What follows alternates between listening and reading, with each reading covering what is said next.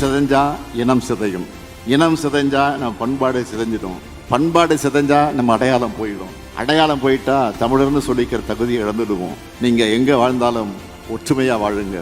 உங்கள் சகோதரனா இந்த முத்துவேல் கருணாநிதி ஸ்டாலின் தான் தமிழ்நாட்டில் முதலமைச்சராக இருக்கான்னு மறந்துடாதீங்க. நமக்காக தமிழ்நாட்டில் ஒரு சகோதரன் இருக்கான், தமிழ்நாட்டில் இருக்கான்னு நம்பிக்கையோடு வாழுங்க.